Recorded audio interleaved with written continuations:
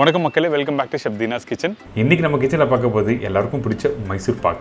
மைசூர் பாக் நீங்கள் வீட்டில் ரெகுலராக பண்ணும்போது கடலை மாவு வச்சு பண்ணியிருப்பீங்களே, ஆனால் இன்றைக்கி இந்த மைசூர் பாக்கில் கடலை மாவு யூஸ் பண்ணாமல் வெறும் மைதா, அதுக்கப்புறம் பால் பவுடர். இந்த மைசூர் பாக்கோட பேர் என்ன கேட்டிங்கன்னா மில்க் மைசூர் பாக், அதாவது பால் மைசூர் பாக் சொல்லுவாங்க. மெத்தட்லாம் ஒரே மாதிரி தான், ஆனால் இன்க்ரீடியன்ஸ்லாம் வேறு. கண்டிப்பாக உங்கள் வீட்டு மக்கள் எல்லாருக்கும் ரொம்ப பிடிக்கும். அதனால தான் இந்த மில்க் மைசூர் பாக் இந்த தீபாவளிக்கு உங்களுக்கு எல்லோரும் கொடுத்துருக்கேன்.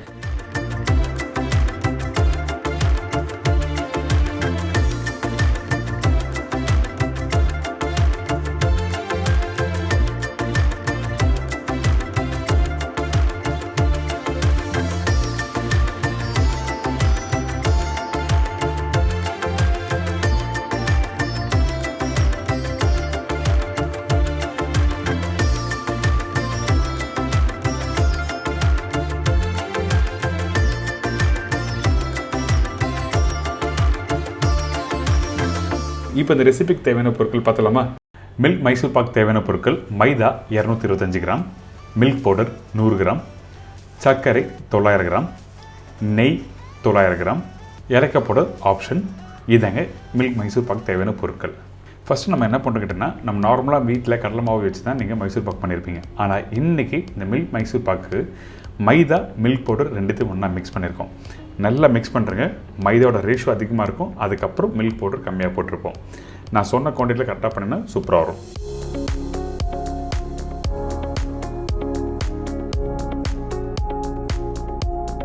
இது ரெண்டுத்தையும் நல்லா மிக்ஸ் பண்ணி முடித்த பிறகு இப்போது நம்மக்கிட்ட இருக்க இந்த நெய்யில் 900 கிராம் சொல்லியிருக்கேன் பார்த்தீங்கன்னா, அதில் 250 கிராம் நெய் இந்த இடத்துல யூஸ் பண்ணியிருக்கேன்.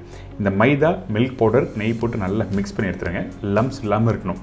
கொஞ்சம் லிக்விடாக வேணால் அந்த நெய் லைட்டாக மெல்ட் பண்ணிவிட்டு யூஸ் பண்ணினா உங்களுக்கு லிக்விடாக கிடைக்கும். அப்படி இல்லைனா இந்த மாதிரி கெட்டியான டெக்ஸ்சர் கொடுக்கும். நான் திருப்பியும் சொல்கிறேன், மைதா, பால் பவுடர், நெய் நல்லா மிக்ஸ் பண்ணிடணும். கெட்டியாக இருக்கக்கூடாது. இதுக்கு பிறகு இந்த ட்ரேயில் நெய் அப்ளை பண்ணுறேங்க. எதுக்காக கேட்டினா, இந்த மைசூர் பாக் ரெடி ஆன உடனே நம்ம ட்ரேயில் மாற்றி செட் பண்ணணும். அதனால் ஃபஸ்ட்டு கீ அப்ளை பண்ணி எடுத்து வச்சிடறோம்.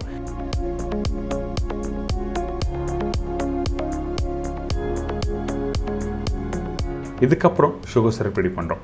ஃபஸ்ட்டு சுகர் போட்டுருங்க. நான் சொன்ன குவான்டிட்டிக்கு 900 கிராம்.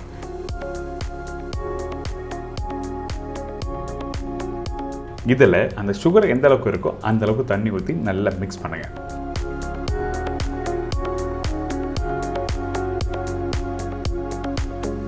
இந்த சர்க்கரையில் அழுக்கு இருந்ததுன்னா கொஞ்சமாக பால் ஊற்றி நீங்கள் க்ளீன் பண்ணி எடுத்துக்கலாம். நான் நிறைய ரெசிப்பியில் அந்த மெத்தட் ஃபாலோ பண்ணியிருக்கேன். உங்களுக்கு வேணால் அந்த சுகர் எப்படி செக் பண்ணிட்டு சொல்லிட்டு மற்ற ரெசிப்பியில் நீங்கள் பார்த்து தெரிஞ்சுக்கலாம். மிக்ஸ் பண்ணிட்டு நல்லா கொதிக்க விடுறோம்.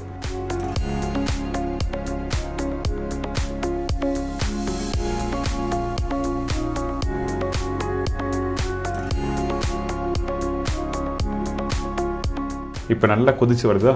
இந்த டைமில் இந்த சுகர் சிரப்போட பக்குவம் என்ன கேட்டால் கரெக்டாக ஒரு கம்பி இப்போ தான் அளவுக்கு போதும். அப்போ தான் அந்த மைதா, மில்க், கீ ரெண்டுத்தையும் மிக்ஸ் பண்ணி பண்ணுறதுக்கு ஈஸியாக இருக்கும்.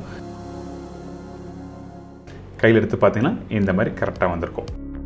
இதுக்கு பிறகு ஏற்கனவே ரெடி பண்ணி வச்சுருக்க மைதா, மில்க் பவுடர், நெய் இதை அப்படியே சுகர் சிரப்பில் போட்டு நல்லா மிக்ஸ் பண்ண ஆரம்பிக்கிறோம். நல்லா மிக்ஸ் பண்ணும்போது அந்த சுகர் சிரப்போட நல்லா மிக்ஸ் ஆகிடும். அதுக்கு பிறகு குக் பண்ண கெட்டி ஆகும்.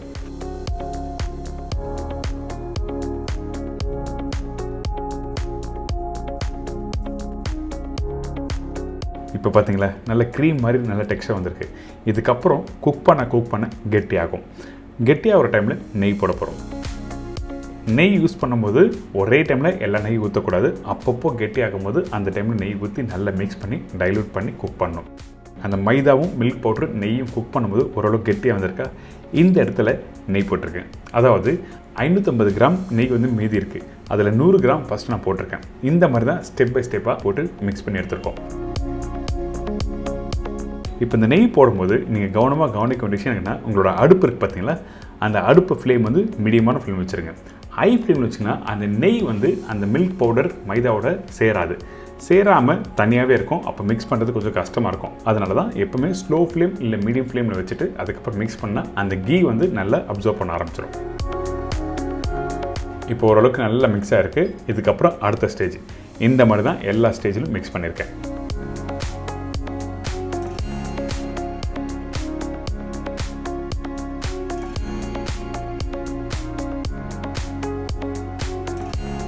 இந்த மைசூர் பாக் ரெடி பண்ணி முடிக்கிறதுக்கு குறைஞ்சபட்சம் 1/2 மணி நேரம் டைம் எடுக்கும். அதுக்கு பிறகு பார்த்தீங்கன்னா ஒரு 3 மணி நேரம் ரெஸ்ட் விட்டு கட் பண்ணி எடுத்திங்கன்னா இந்த மைசூர் பாக் ரெடியாக இருக்கும். ஸோ மைசூர் பாக் பண்ணுறது கொஞ்சம் ஈஸி தான், ஆனால் கரெக்டாக நீங்கள் எந்த டைமில் எந்த இன்க்ரீடியன்ஸ் யூஸ் பண்ணணும்னு சொல்லிட்டு புரிஞ்சுட்டு பண்ணுங்கள். இப்போ ஓரளவுக்கு கெட்டி அடித்தா இது மாதிரி தான் எல்லா ஸ்டேஜிலும் நம்ம ரெடி பண்ணிட்டு வரோம்.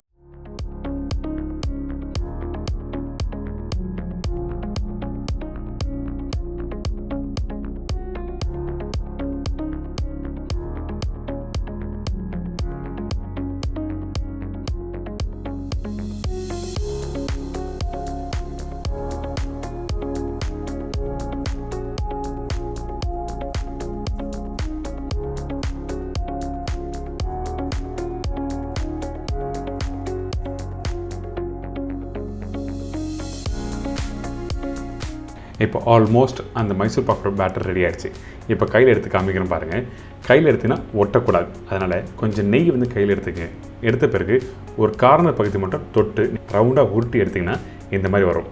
ஒட்டக்கூடாது கையில் எடுத்திங்கன்னா இந்த மாதிரி டெக்ஸ்சர் வந்த பிறகு உடனே அடுப்பை விட்டு இறக்கி நீங்கள் ட்ரேயில் மாற்ற வேண்டியதான்.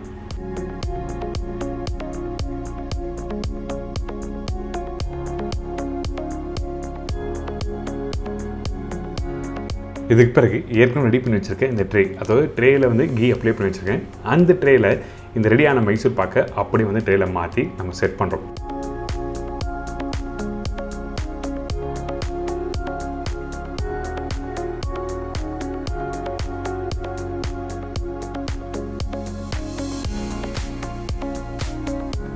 உங்களுக்கு என்ன சைஸில் வேணுமோ நீங்கள் அப்புறம் கட் பண்ணிக்கலாம். ஆனால் குறைஞ்சபட்சம் 2லேருந்து 3 மணி நேரம் ரெஸ்ட்டு விட்டுட்டு அதுக்கப்புறம் எடுத்து பார்த்தீங்கன்னா இந்த மாதிரி கரெக்டான டெக்ஸ்ட்டில் வந்திருக்கும். பார்த்தீங்களா, அந்த கீலாம் அப்சர்வ் பண்ணி நல்லா வந்திருக்குல்ல, இந்த மாதிரி தான் இருக்கும். இது அப்படியே நம்ம என்ன பண்ணோம்னா டீமோல்ட் பண்ணுறோம். டீமோல்ட் பண்ணிவிட்டு என்ன சைஸில் வேணுமோ கட் பண்ணிக்கலாம்.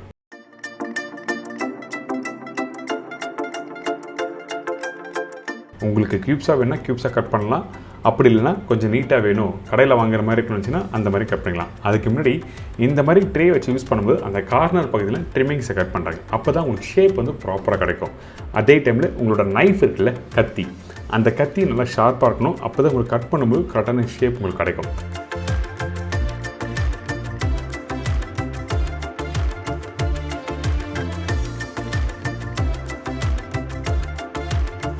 இன்றைக்கி நம்ம சேனலில் ஒரு சூப்பரான மில்க் மைசூர் பாக் எப்படி பண்ணுறது சொல்லி கொடுத்துருக்கேன். நம்ம நார்மலாக வீட்டில் கடலை மாவு வச்சு தான் மைசூர் பாக் பண்ணியிருப்போம். இன்றைக்கி அந்த கடலை மாவு இல்லாமல் வெறும் மைதா மில்க் பவுடர் வச்சு பண்ணுறது சொல்லி கொடுத்துருக்கோம். ரொம்ப ஈஸி, ரொம்ப சிம்பிள். இந்த தீபாவளிக்கு நீங்கள் ட்ரை பண்ணுங்கள், எல்லோரும் என்ஜாய் பண்ணுங்கள்.